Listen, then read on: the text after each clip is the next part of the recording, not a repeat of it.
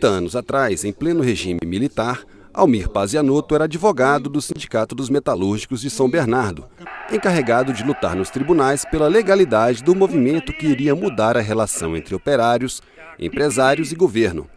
3 décadas depois, o líder das greves defendidas por ele na época virou presidente da República. Mas Pazianotto, depois de se tornar o primeiro-ministro do Trabalho da volta da democracia, não viu qualquer avanço no mundo sindical. As centrais sindicais brasileiras deveriam levantar alguns monumentos em homenagem. O primeiro, um monumento, um grande busto de Benito Mussolini, na frente de alguma central, em praça pública, porque foi ele que criou esse modelo corporativo fascista. Um grande busto, uma grande bandeira, um grande obelisco, em homenagem ao imposto sindical. Porque sem o imposto sindical, eles desapareceriam. A meu ver, há uma relação de troca. Eu conservo as organizações sindicais da maneira como elas são, quero ajudá-las, vou isentá-las da prestação de contas, como fez, desse dinheiro que recebe obrigatoriamente, que é um dinheiro público. Em contrapartida, não me dão problemas. O imposto sindical é a principal fonte de sustento dos sindicatos no país. Corresponde a um dia de salário de todos os trabalhadores, sindicalizados ou não. Rendeu 1,6 bilhão de reais em 2008 e é distribuído da seguinte maneira: 60% vão para os sindicatos, 15% para as federações dos trabalhadores, 10% para o Ministério do Trabalho, 10% para as centrais sindicais e 5% para as confederações patronais. A existência do imposto divide os sindicalistas.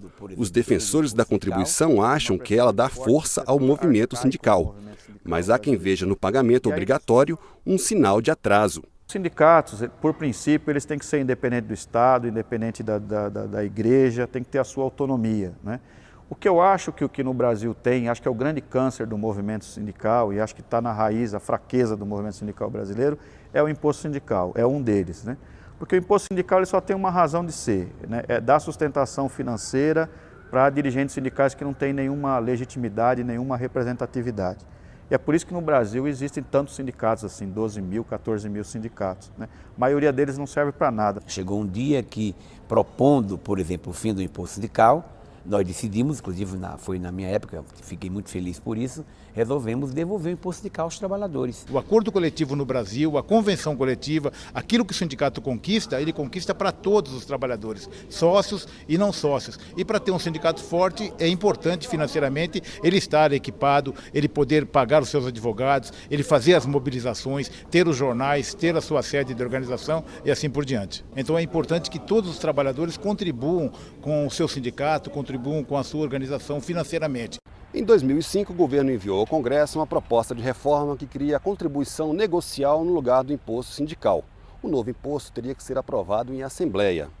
Além da contribuição negocial, a proposta permite a representação sindical nos locais de trabalho, a negociação coletiva para os servidores da administração pública, acaba com a unicidade sindical e prevê que divergências serão resolvidas com a arbitragem.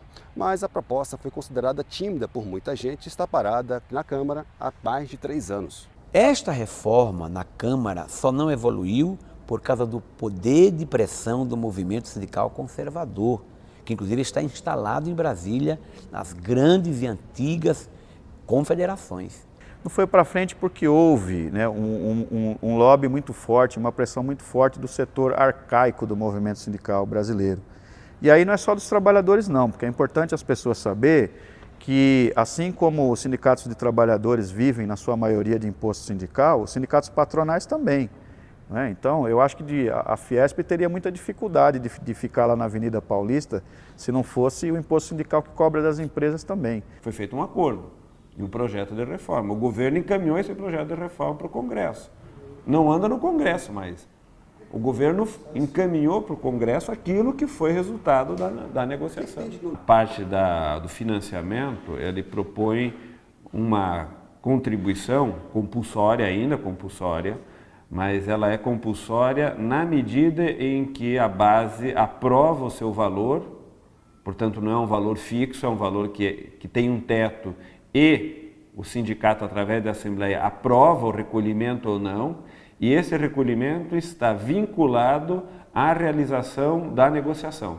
Ou seja, um sindicato que não negocia, que não fecha acordo, que não tem convenção coletiva, não tem direito à arrecadação dessa contribuição. O ex-ministro do Trabalho, Walter Barelli, estava do lado dos metalúrgicos de São Bernardo na greve de 1978, quando pela primeira vez houve negociação entre patrões e empregados.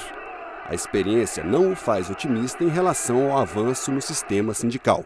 O Lula ele deixou para o segundo ano a chamada reforma sindical. Chegou no Congresso e chegou com vaias do movimento sindical, que não era bem o que se queria. E aí se esqueceu. Aquilo que foi plantado pelo Getúlio Vargas como modelo sindical é muito forte, porque ele permite que os sindicatos tenham um imposto, tenham sobrevivência.